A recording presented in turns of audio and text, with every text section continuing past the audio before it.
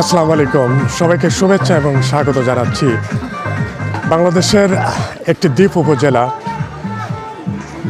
কুতুবদিয়া উপজেলার একটি ইউনিয়ন ৬ নম্বর আলী আকবর ডেইলি ইউনিয়নের এই তাবালেরচর বাজার থেকে আমি আপনাদের দেখানোর চেষ্টা করছি তাবালেরচর বাজার। কুতুবদিয়া উপজেলার সর্বদক্ষিণে যে বাজারটা আছে তাবালেরচর বাজার, সেই তাবালেরচর বাজার থেকে আমি আপনাদের শুভেচ্ছা জানাচ্ছি, স্বাগত জানাচ্ছি। এখানে একটি প্রাইমারি স্কুল আছে,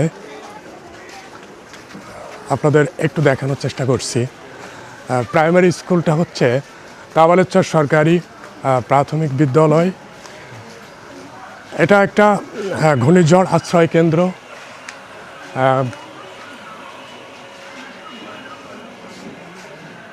গণ আশ্রয় কেন্দ্র দেখতে পাচ্ছেন, এটাই হচ্ছে তাবালেরচর সরকারি প্রাথমিক বিদ্যালয়। আর আমি যে অবস্থানে দাঁড়িয়ে আছি, আমার বামে সোজা দক্ষিণ, এটাই হচ্ছে সর্বশেষ কুতুবদিয়া উপজেলার সর্বদক্ষিণের অবস্থান।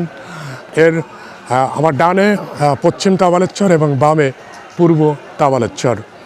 আর আমি অবস্থান করছি বাজারের ভিতরে, তাবালেরচর বাজারে।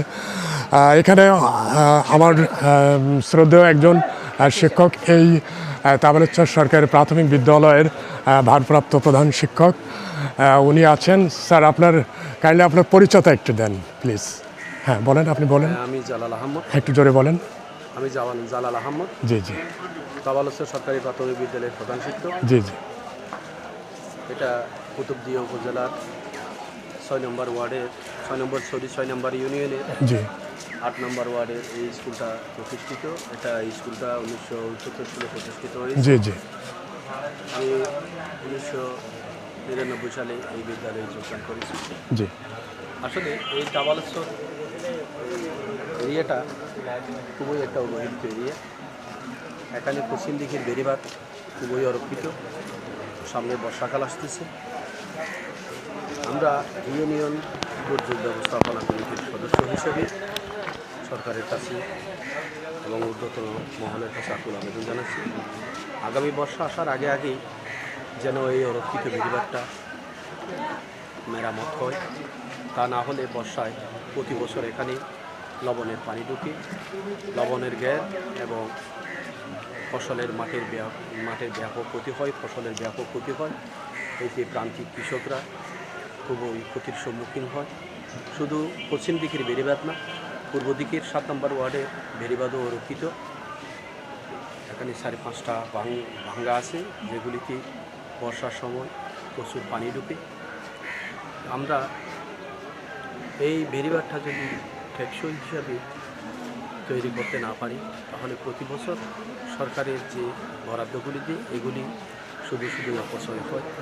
অপচয়টা রোধ করার জন্য শুষ্ক মৌসুমে, বর্ষায় না, শুষ্ক মৌসুমে যেন এই বেড়িবাঁধটা হয়। যেহেতু বর্ষাকালে যদি বেড়িবাঁধের কাজ শুরু হয়, তাহলে এটা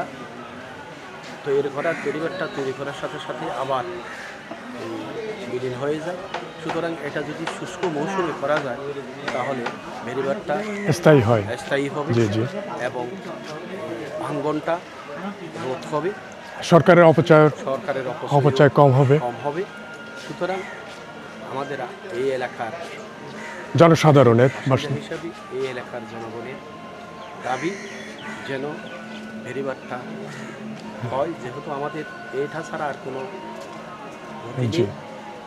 আমরা এই বাংলাদেশের বন্যা কবলিত এলাকা, বিচ্ছিন্ন একটা এরিয়াতে আছি। কুতুবদিয়াটা একটা বিচ্ছিন্ন দ্বীপ। চতুর্দিকে সাগরের পানি, দক্ষিণ দিকে, উত্তর দিকে এবং পশ্চিম দিকে বঙ্গোপসাগর, পূর্ব দিকে কুতুবদিয়া চ্যানেল। আমরা মাঝখানে অবস্থান করছি। এই যে ছোট্ট একটা উপজেলা হয় না, এখানে হয় জলোচ্ছ্বাস, প্রাকৃতিক দুর্যোগ, এগুলি বন্যার প্রাদুর্ভাব আমাদের এখানে টোটালেই নেই। যেহেতু বর্ষাতে আমরা যে অবস্থায় আছি, এই অবস্থা থেকে আমরা রক্ষা পেতে চাই। আমরা যেন এই অবস্থা থেকে উদ্ধার হই, সেই জন্য সরকারের প্রতি আবেদন জানাচ্ছি স্যার। দ্রুত। জি স্যার, আপনাকে অশেষ ধন্যবাদ মূল্যবান কথা বলার জন্য। আপনি এলাকার প্রতিনিধি হিসাবে অনেক মূল্যবান এবং যুগ উপযোগী কথা বলেছেন।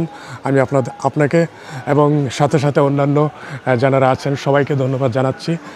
তো আমি এই অবস্থানে দাঁড়িয়ে আছি বাংলাদেশের কক্সবাজার জেলার একটি দ্বীপ উপজেলা কুতুবদিয়া উপজেলা।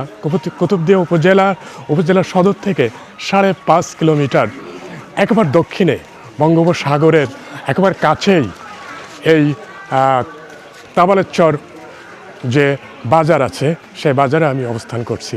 আজ 6 জুন 2026 খ্রিস্টাব্দ, রোজ শনিবার, আর সময় এখন বেলা 11:54। আমি দাঁড়িয়ে আছি এই তাবালেরচর সরকারি প্রাথমিক বিদ্যালয় এবং গণ আশ্রয় কেন্দ্রের সামনে। তো সবাই ভালো থাকেন, সুস্থ থাকেন এই কামনায় সবার প্রতি রইল আমার সালাম এবং শুভেচ্ছা। আসসালামু আলাইকুম।